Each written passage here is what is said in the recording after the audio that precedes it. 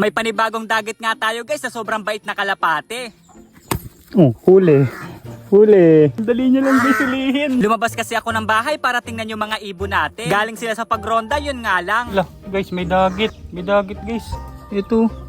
Nagulat ako kasi may isang ibon dito sa may breeding area natin. Isang clip ring tapos isang sing-sing. Siya guys, babae yata oh. Umagang umaga guys, may dagit tayo dito. Nagparonta kasi ako kanina ng kalapati.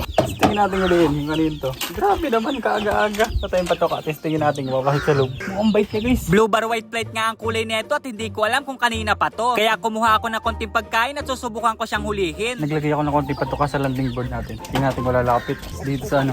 Nilagay din tayo sa loob.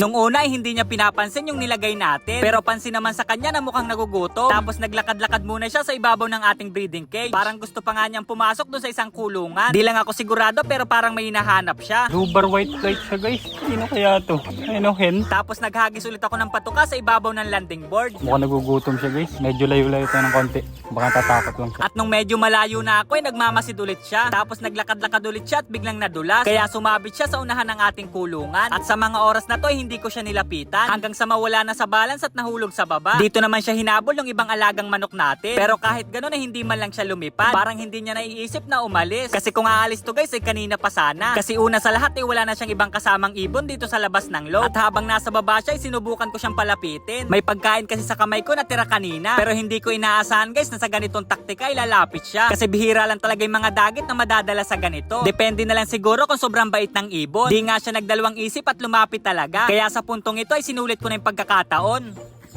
Oh, huli. Huli. Huli. Huli. Huli. Dali niya lang guys ulihin. Ano ba yan? Napakabait. Sino kaya to? Ang taba. Dali niya guys ulihin no? Nahuli agad. Nadakma lang. Panibagong dagit guys. Pinaronda ko kasi kanina yung mga inakay natin dito sa loob. Eto. Hindi ko naman nakita nang bumalik sila. Tapos may dagit pala dito. Ang galing. Babae boy.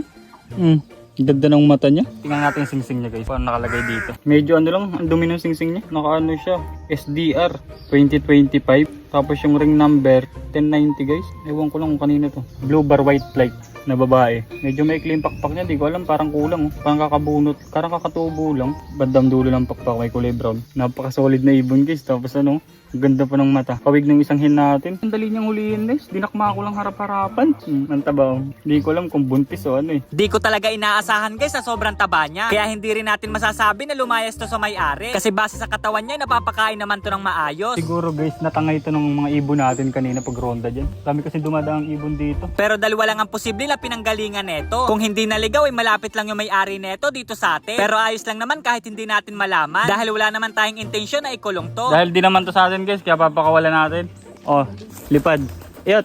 Ayaw niya lang guys umalis oh. Ito lang sa bubong natin. Yun lang. Ang pinakang problema lang natin dito ay ayaw niyang umalis. Pinakawala na nga siya pero mas pinili niya pa rin tumuka. Siguro nga ay gutom na gutom to. At sa lahat ng naging dagit natin, ito na nga yata yung pinakamabait. Parang mas maila pa nga yung ibang alaga natin. Una pa lang naman sa kanya ay pansin na agad kahit hindi sariling ibon. Hindi ko lang alam kung kanina pa to dito eh. Kakalabas ko lang kasi ng bahay. Pero possible na kanina pa yan. Kasi kanina umaga ko pinaronda yung mga inakay. Panibagong loop visitor na naman to guys. Ewan ko lang kung kanino to. Napakabait na ibon. Sandak malang huli agad. Pero alis din to mamaya. Pinakawala naman natin pero hindi man lumipad. Yun lamang. Napakabait na itong ibon na to guys. Kahit lapitan no. Hindi natatakot. Oh, andito lang siya.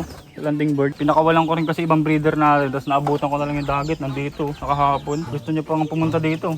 Sa may isang breeding area natin. Buti nandito isang babae inaaway. Mag-aantabay na lang tayo dito guys kung aalis man or hindi. Kasi kitang-kita nyo naman kung paano natin pinakawalan. Basta abangan na lang natin kung anong plano ng ibon na to. Bye-bye! 2 fingers sa akin!